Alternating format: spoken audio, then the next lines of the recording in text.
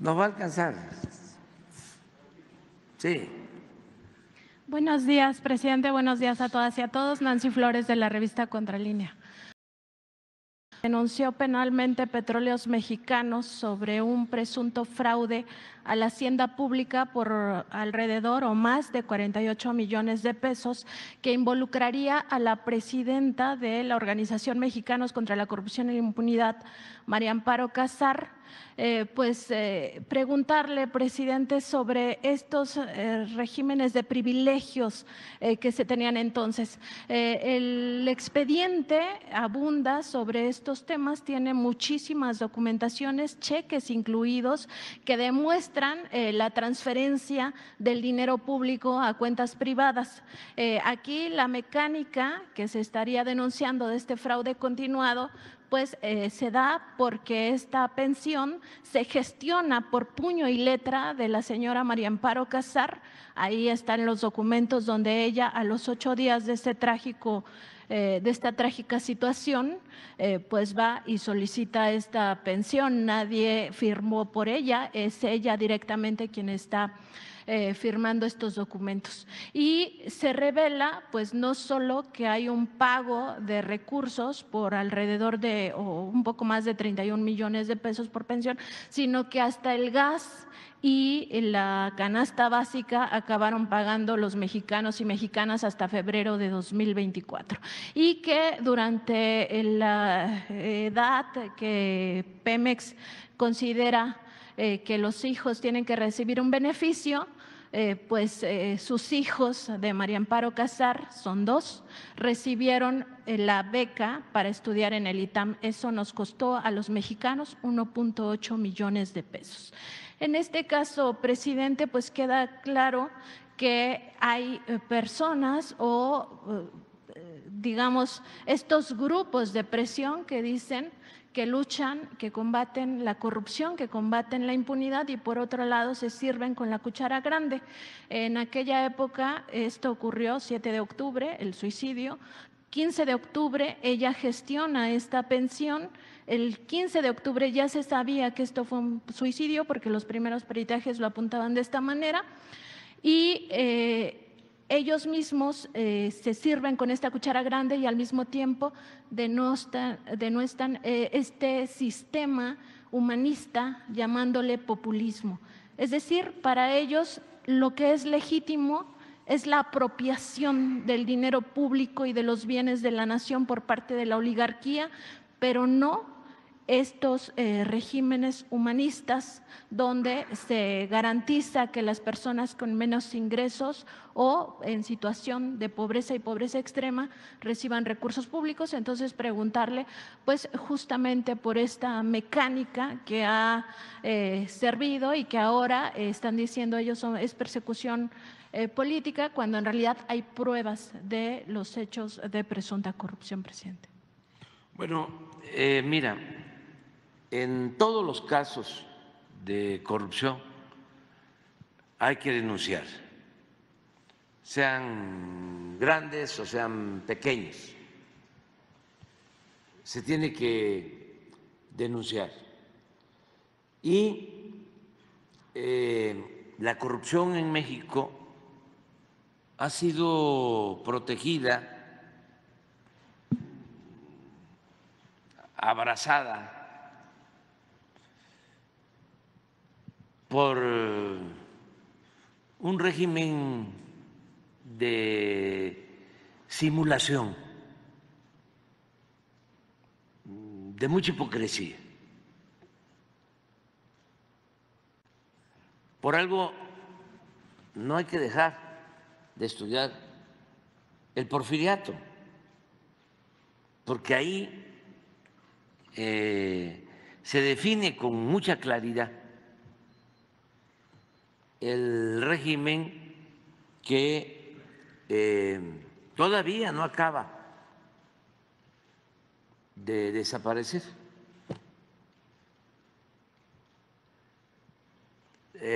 Porfirio Díaz era el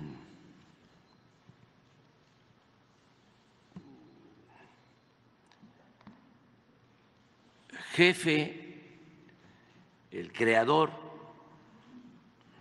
el líder de la simulación.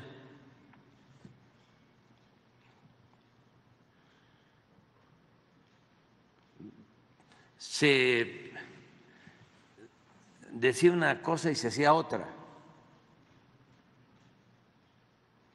Y todo era legal.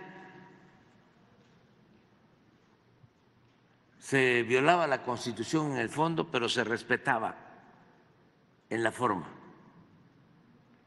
Se hablaba de 3 poderes, pero el poder de los poderes era el Ejecutivo, era él. De ahí surge el destape con Porfirio, que es el creador del destape, de toda la simulación democrática, de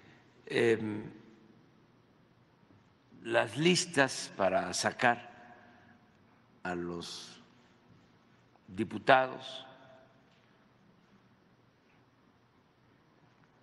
Se llegó a decir, soy diputado gracias al presidente o por decisión del presidente. El acarreo, la cargada,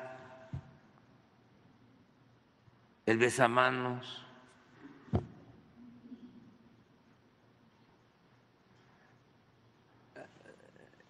es tan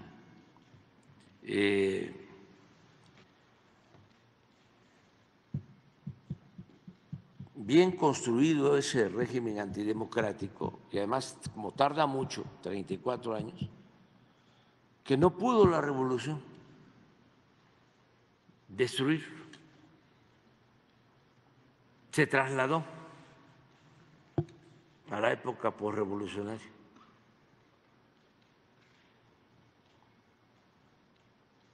Se avanzó con la revolución, desde luego, en el terreno económico y sobre todo en lo social. La Revolución Mexicana es lo más avanzado que hay en cuanto a justicia social. Pero en términos políticos, siempre he dicho aquí que don Daniel Cosío Villegas decía, ya no está don Porfirio, pero se quedó doña Porfiria. Se mantuvieron las mismas prácticas. Bueno, hasta hace relativamente poco, un candidato a la presidencia podía ganar con el 90% de los votos. 90. Bueno, y era una costumbre que sería el candidato del partido dominante y ya era el presidente. Apenas destapaba. Pero eso tardó muchísimo.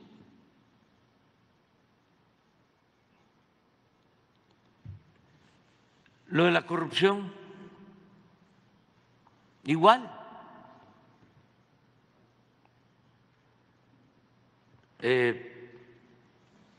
Se mantuvo.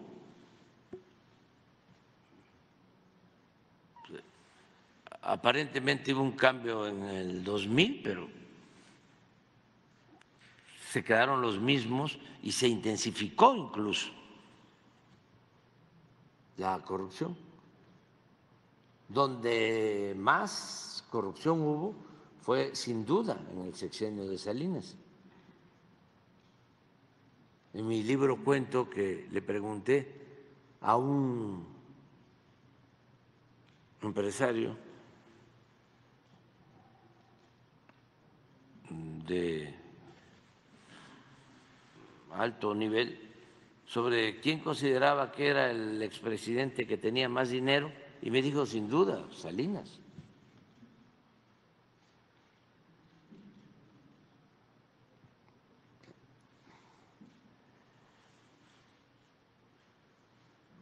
la corrupción se mantuvo durante mucho tiempo y llegó a ser, bueno, desde los años 40 ya se hablaba de que esa era la causa del fracaso de la Revolución Mexicana, la corrupción. Pero había como un silencio y no se consideraba un problema la corrupción. Se le preguntaba a la gente, ¿cuál es el problema de México? Pues la falta de educación, la falta de empleo, la inseguridad, los bajos salarios. Pero nadie, o muy pocos, decían la corrupción. Y sí, el principal problema era la corrupción. Fue la causa que nos llevó a ser un país profundamente desigual. Llegamos a ocupar por la corrupción el cuarto lugar en el mundo en multimillonarios, precisamente en ese periodo de Salinas, en los 36 años de política neoliberal o neoporfirista, cuarto lugar en el mundo. Y al mismo tiempo 60 millones de pobres. Pero se veía normal que se diera la corrupción. Entonces, es el problema a desterrar. Tenemos que acabar por completo con la corrupción. No dejar nada. Porque también hay quienes dicen, eso no se va a poder terminar. Se puede moderar, pero no se puede erradicar por completo. Yo sostengo, sí se puede acabar, erradicar. Claro, hay unos cínicos, inclusive en el grupo de intelectuales, que hablan de que la corrupción es parte de la cultura del pueblo de México.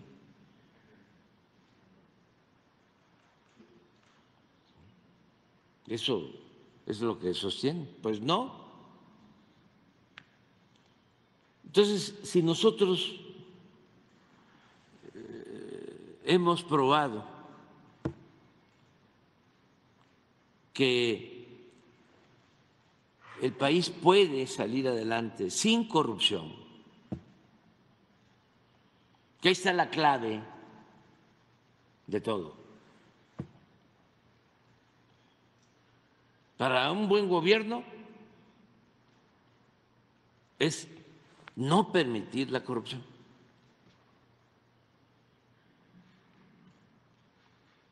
Eso es el 90% de un buen gobierno. Lo demás, agréguenle austeridad, agréguenle buenos servidores públicos, agréguenle trabajo, porque lo demás ya se tiene. México cuenta con muchos recursos naturales, un pueblo bueno, trabajador. El problema de México era el gobierno, no el pueblo. Y el problema en el gobierno era la corrupción. Yo estoy convencido de eso. La corrupción hay que acabarla no solo por razones de índole moral. Claro que es importante la honestidad, le da a la autoridad mucha fortaleza. Pero no solo eso, imagínense cuánto se ahorra.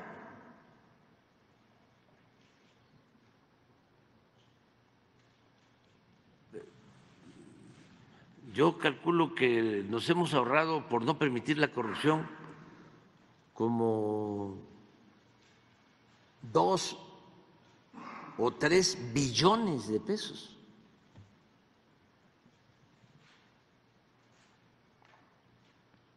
¿Cuánto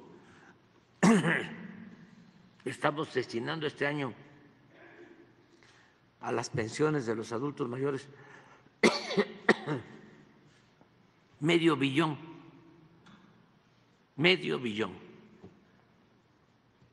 poquito menos. Pero hemos ahorrado en el gobierno de 2 a 3.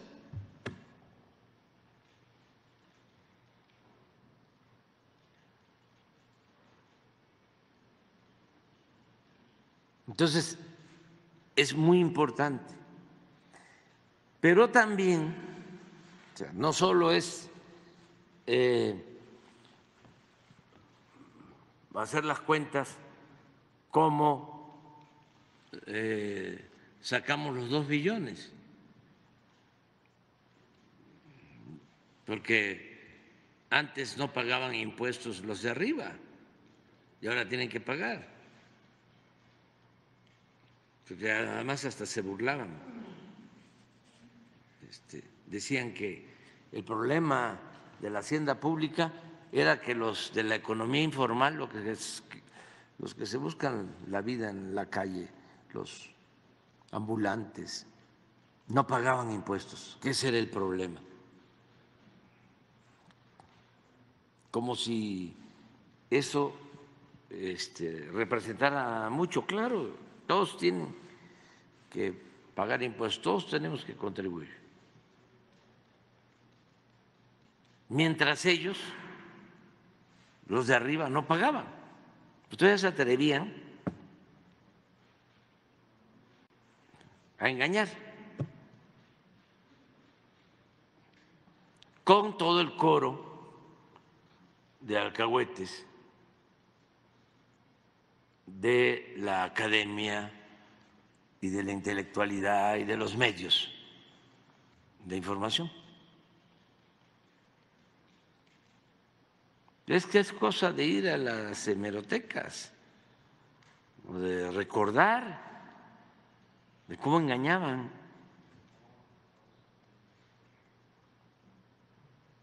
Entonces, ese grupo que servía para legitimar un gobierno corrupto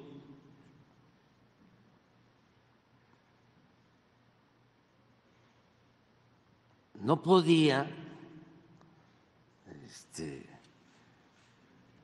quedarse inmaculado, al menos en el trabajo que nosotros estamos haciendo. Estamos combatiendo la corrupción, pero resulta que los intelectuales,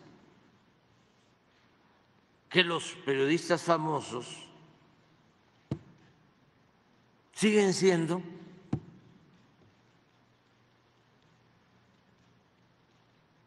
jueces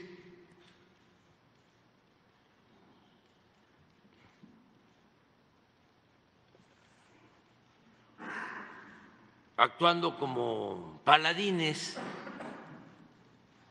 de las buenas conductas y en este caso llegar al extremo, porque díganme ustedes si no calienta el que una persona consciente cometa un delito, un acto de corrupción, y luego esa persona que pertenece a la oligarquía corrupta se convierte en la presidenta del Instituto para combatir la corrupción, solo que de plano estemos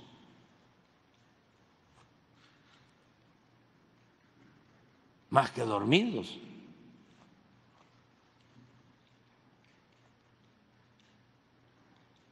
O que no nos hayan avisado que ya dejamos de existir.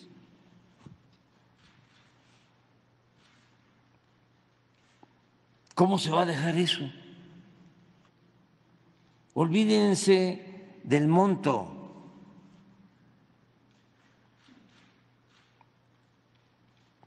No es poca cosa, sí. Pero lo importante es lo cualitativo. ¿Y cómo salen a defender a esta persona? Cientos.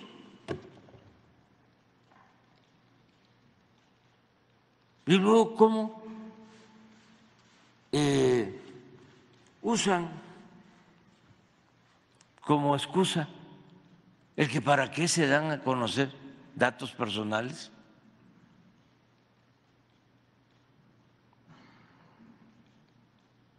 Y ya no hablemos de a cuántas personas ellos han calumniado sin tener pruebas de nada.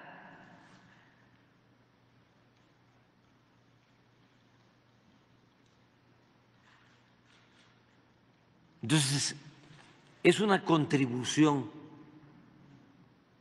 para que tengamos una sociedad mejor. Es para las nuevas generaciones, para que no vuelva otra vez a Aguilar Camín a engañar de que es un intelectual independiente, o Krause. No escucho a, ¿cómo se llama este conductor que me confesó una vez que él era neoliberal? No, Zuckerman, como tiene de maestro Aguilar Camín, está más ofendido que el mismo Aguilar Camín, llamándome miserable porque doy a conocer esta información.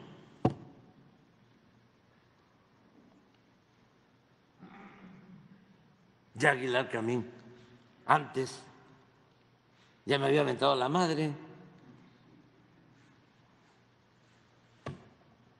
Pero es muy importante, sobre todo pensando en las nuevas generaciones,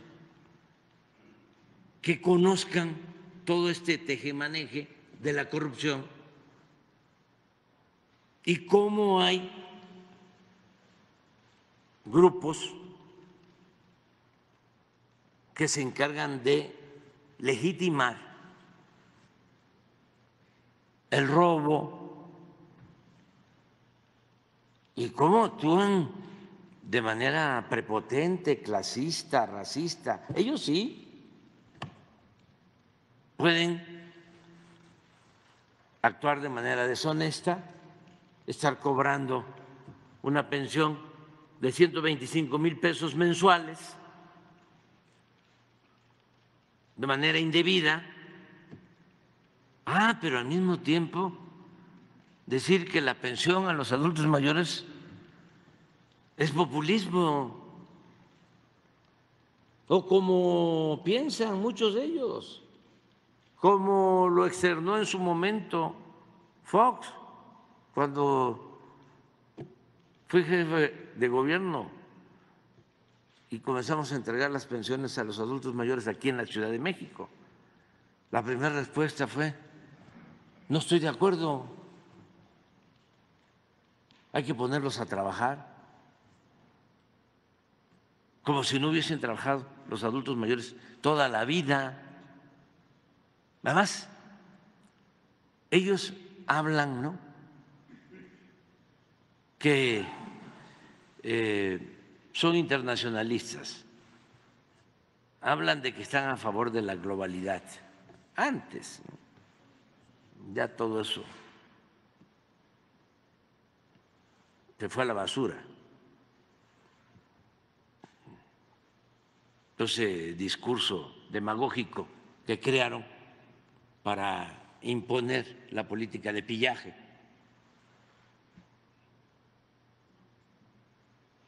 Bueno, que había que copiar, y por eso desde el extranjero manejaban la agenda nuestra, que aquí en México acaso se creó la agenda de las llamadas reformas estructurales. No, eso lo creó el Banco Mundial y el Fondo Monetario Internacional, y lo aplicaron en todos los países. Y antes de que nos impusieran esa agenda, habían las llamadas cartas de intención, donde el Fondo Monetario Internacional nos daba la receta a seguir. Para mí es un gran orgullo, y para muchos mexicanos, que por primera vez en décadas México tiene un plan de desarrollo propio, con una agenda propia. Ni conozco al señor o señora del Fondo Monetario Internacional ni del Banco Mundial,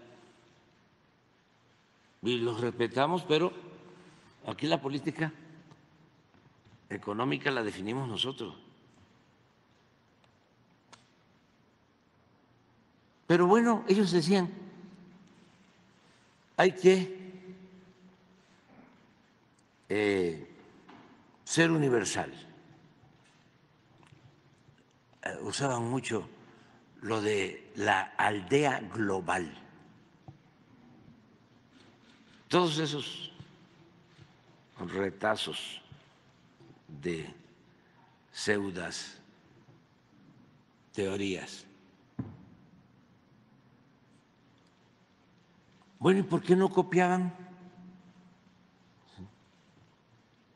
lo del estado de bienestar, que surge después de la Segunda Guerra Mundial y se aplica en varios países europeos, sobre todo en los países nórdicos, en donde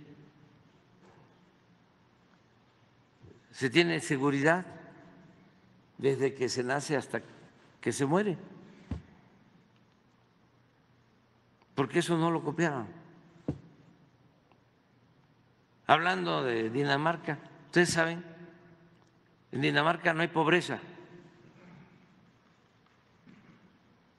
no hay violencia, y tienen establecido el estado de bienestar. ¿Qué significa? Pues que está garantizado el derecho a la educación pública, gratuita, de calidad, en todos los niveles, el derecho a la salud. ¿Qué significa el estado de bienestar? Que llega uno a una determinada edad, 60, 65 años, y tiene una pensión universal. Pero no poco, sino lo suficiente, para poder vivir con tranquilidad en la última etapa de la existencia. Ah, pero eso no lo copiaron. Eso no. Entonces, por eso, no permitamos la corrupción y sin titubeos,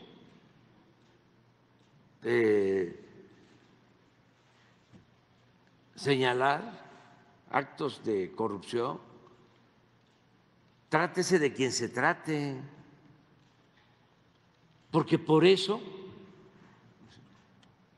la desgracia de millones de mexicanos. Imagínense el daño que causó la corrupción. ¿Cuántos mexicanos tuvieron que abandonar el país? Nada más habían dos posibilidades durante el periodo neoliberal. Mientras estaban saqueando y robando a sus anchas, unos cuantos, con el cuento del neoliberalismo y todos sus sofismas o mentiras, de que no se podían subir el salario. ¿Cómo vamos a subir el salario? Va a haber inflación.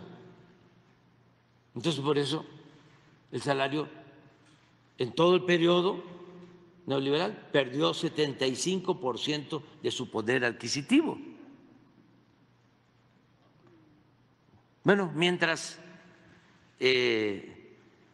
era como el reparto del pastel o la piñata para unos cuantos allegados, ¿sí?, a los influyentes, ¿qué le dejaban al pueblo?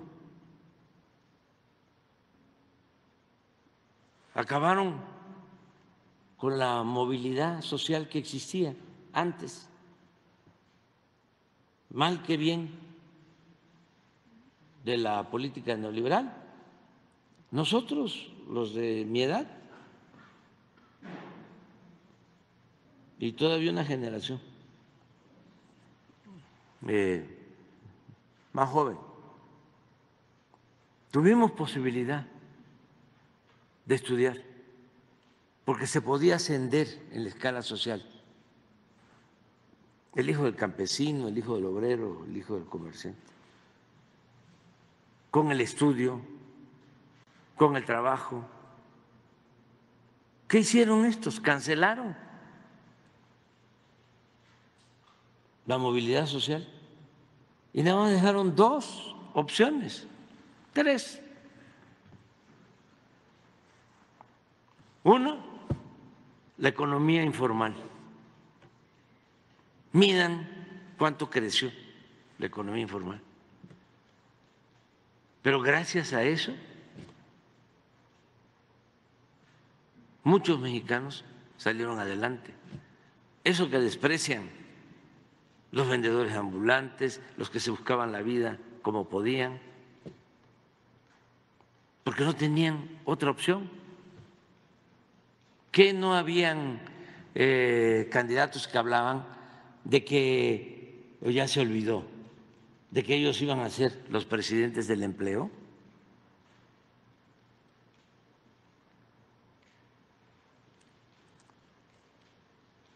Bueno, esa era una opción. Y la otra, emigrar, irse a buscar la vida arriesgándolo todo a Estados Unidos. Millones de mexicanos. Si no hubiese sido por esas dos acciones que tomó la gente,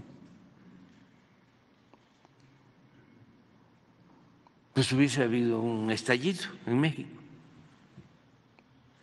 o hubiese estado aún peor.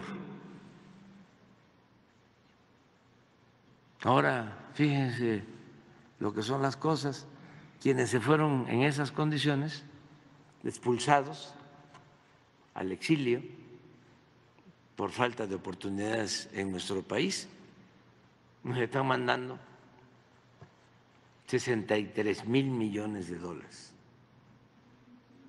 a sus familiares y a México. Y por eso creció también la violencia, que eso fue lo tercero. Afortunadamente fueron los menos, pero sí, eso produjo la creación de las bandas, el abandono a los jóvenes, la falta de oportunidades. Entonces, no se puede olvidar. Perdonar sí, olvido no. Presidente. Corrupción no, venga de donde venga, aunque les moleste. Y además, encima de todo, con la burla de que crearon institutos para combatir la corrupción. El Instituto para la Transparencia.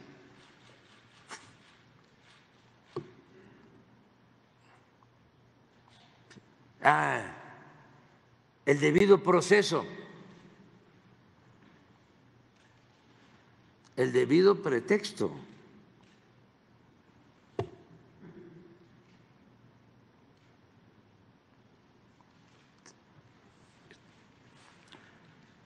Hicieron una especie de gobierno para ellos.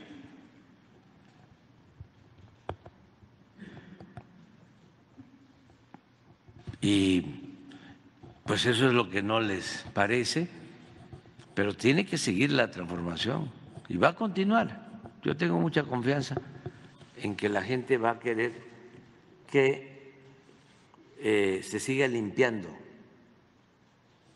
de corrupción la vida pública. Presidente, en esta memoria